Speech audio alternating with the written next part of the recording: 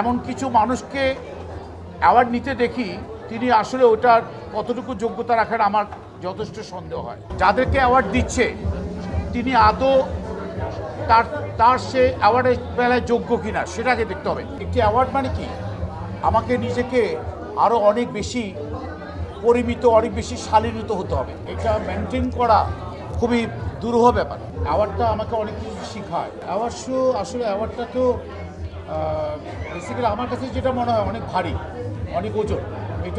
এটা মেনটেন করা খুবই দুরূহ ব্যাপার, কারণ এটাকে কন্টিনিউ করা, এটা একটি অ্যাওয়ার্ড মানে কি, আমাকে নিজেকে আরও অনেক বেশি পরিমিত, অনেক বেশি শালীনিত হতে হবে। অ্যাওয়ার্ডটা পাওয়া মানে আমার অহংকার অনেক কিছু বেড়ে যাওয়ার মতো না। অ্যাওয়ার্ডটা আমাকে অনেক কিছু শেখায় না। এত অ্যাওয়ার্ড হচ্ছে, এটাকে খারাপ চোখে দেখা দরকার নেই, কিন্তু যাদেরকে অ্যাওয়ার্ড দিচ্ছে তিনি আদৌ তার সে অ্যাওয়ার্ডের বেলায় যোগ্য কিনা সেটা আগে দেখতে হবে।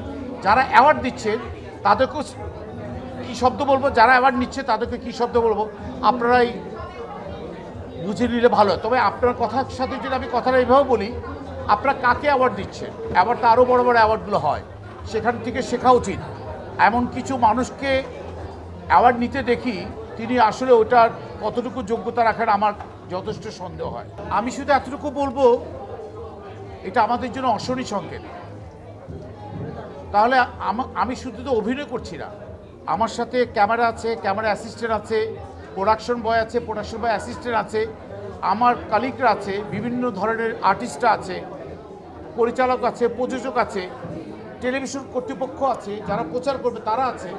অনেক বড় একটা শিল্প এটি। প্রায় আমার জানা মতে 14,500 কোটি টাকার একটা শিল্প। হিউজ, মানে এটা প্রিন্ট মিডিয়া থেকে শুরু করে সব কিছু, এটা ড্যাংলার, ব্যানার, পিসি থেকে সব কিছু থেকে এটার সাথে জড়িত। 14,500 কোটি টাকা চারটিখানি কথা নয়।